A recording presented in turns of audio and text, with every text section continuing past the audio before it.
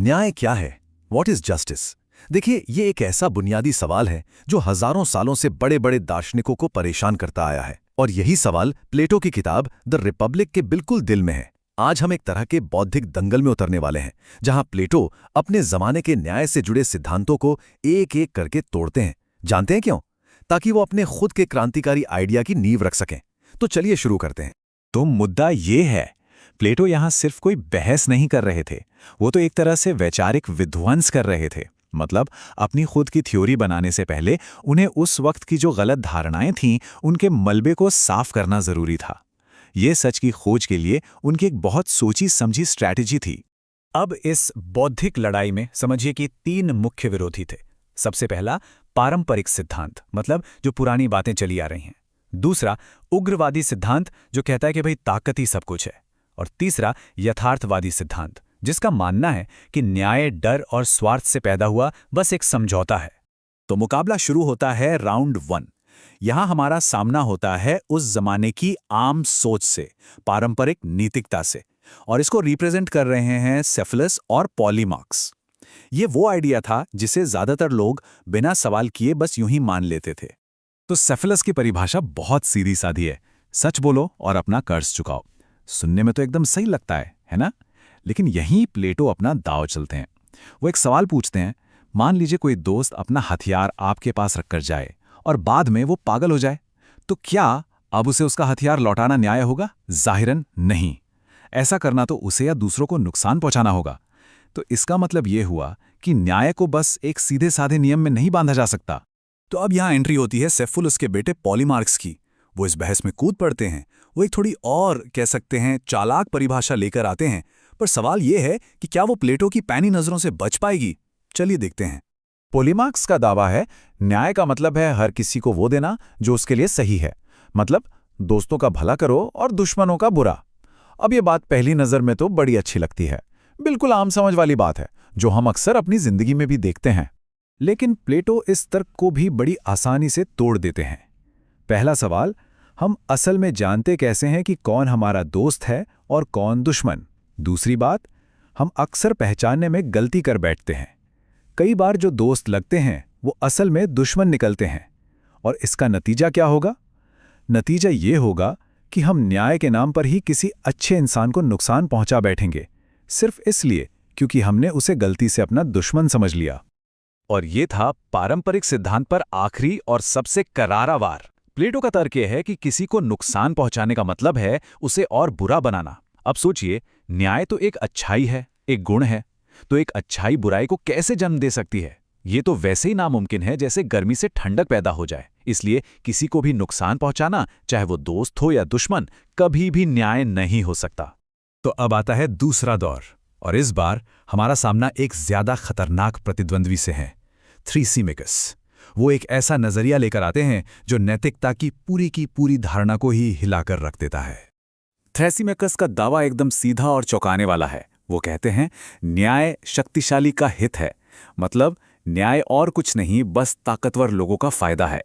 शासक अपने फायदे के लिए कानून बनाते हैं और फिर लोगों से कहते हैं कि देखो, इन कानूनों को मानना ही न्याय है। सीधी भाषा में कहें तो जिसकी लाठी उसकी भैंस।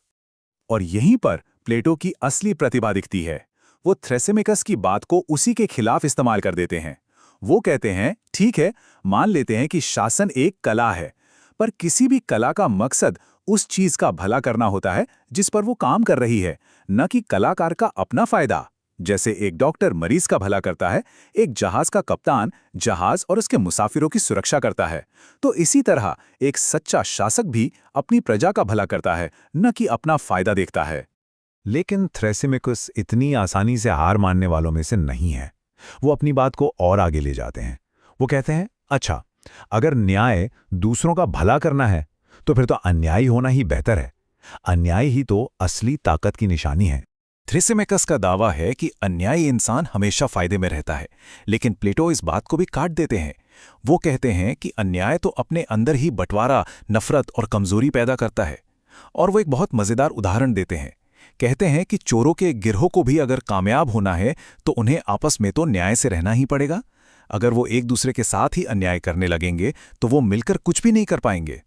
और फिर प्लेटो अपना आखिरी दाव चलते हैं, आत्मा के काम की दलील। जरा सोचिए, जैसे आंख का काम है ठीक से देखना, कान का काम है सुनना, वैसे ही आत्मा का काम है एक अच्छा जीवन जीना। और न्याय ही वो गुण है, वो खासियत है जो आत्मा को अपना ये काम ठीक से करने में मदद करती है।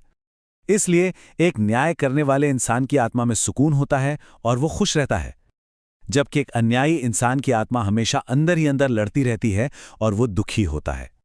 अब बारी है तीसरे और आखिरी दौर की, और यहां हमारा सामना होता है सबसे मजबूत प्रतिद्वंदी से, ग्लॉकॉन। वो न्याय का एक ऐसा यथार्थवादी सिद्धांत पेश करते हैं जो आज भी बहुत असरदार माना जाता है। ग्लॉकॉन का सीधा सा तर्क ये है कि न्याय कोई ऐसी चीज नहीं है जिसे लोग दिल से चाहते हैं। नहीं, ये तो बस एक जरूरी समझौता है, और ये पैदा होता है डर से। ग्लॉकॉन अपनी बात को, जिसे सोशल कॉन्ट्रैक्ट थ्योरी भी कहते हैं, 3 स्टेप्स में समझाते हैं। पहला, एक वक्त था जब कोई कानून नहीं था, तो हर कोई दूसरों पर अन्याय करता था और खुद भी अन्याय सहता था।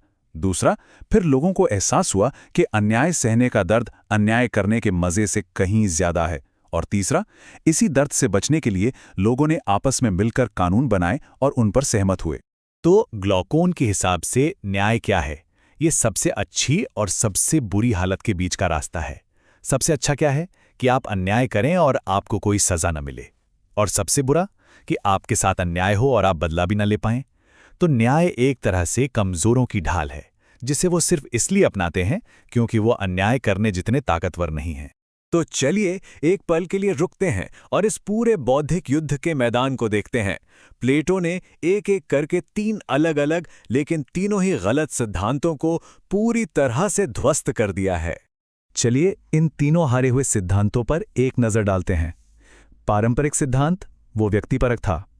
उग्रवादी सिद्धांत, उसने शासन के असली मकसद को ही गलत समझ लिया। और यथार्थवादी सिद्धांत, उसने न्याय को एक बाहरी बनावटी चीज मान लिया।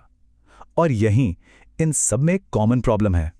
ये तीनों सिद्धांत न्याय को हमारे बाहर की कोई चीज मानते हैं, कभी एक नियम, कभी ताकत, तो कभी एक समझौता। तो अब हम पहुंचते हैं इस पूरी बहस के दमदार नतीजे पर। सवाल यह है कि इन सारी गलतफहमियों को दूर करके प्लेटो ने आखिर हासिल क्या किया? प्लेटो का आखिरी और सबसे बड़ा खंडन यह है कि न्याय कोई बाहरी चीज है ही नहीं। ये डर से, किसी समझौते से या समाज के बनाए नियमों से पैदा नहीं होता। ये तो इंसान की आत्मा का एक कुदरती अंदरूनी गुण है। हम सिर्फ इसलिए न्याय नहीं करते कि पुलिस का डर है।